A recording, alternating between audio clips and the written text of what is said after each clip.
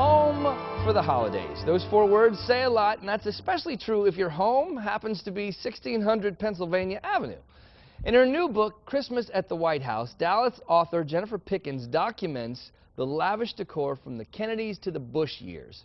And she's here to tell us all about this fabulous book. It's a really cool, it's of course a coffee table book, as they say, a large format book. Yes.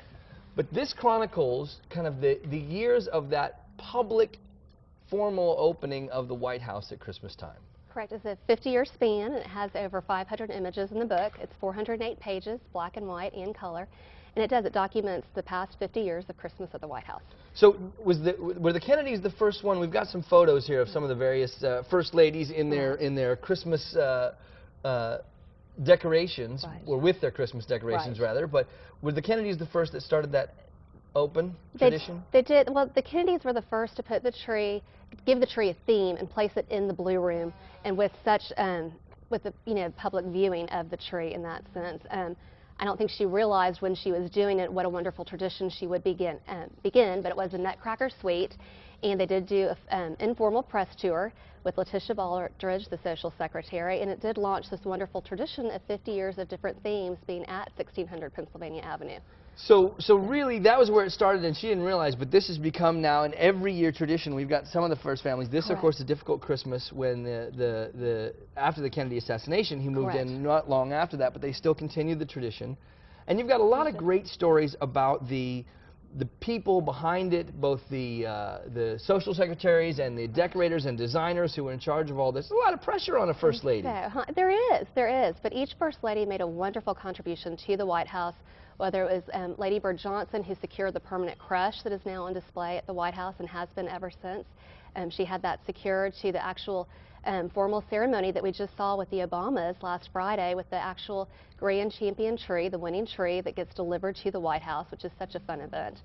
And each lady has continued to do. I think we just now see the Clintons, and Secretary Clinton brought in wonderful things and wonderful artists such as Christopher Radko. And of course now you're seeing the Bushes, which First Lady Laura Bush is a former librarian. You really see those wonderful ideas she got from different books that she loved that were on display at the White House. Well, I know she wrote the foreword to your book and kind of talked about her tradition, but then you have all of the first ladies that are still with us who contributed to their section of the book. Also, any dish from any of the insiders? You have a lot of designers and people that say, did you get any good stories? We did. Well, I do think that's what makes this book so incredibly special and unique, is that every first lady that is still living with us today wrote a 500-plus word introduction to their section of the book, which Mrs. Bush did as well, and then she also wrote the foreword.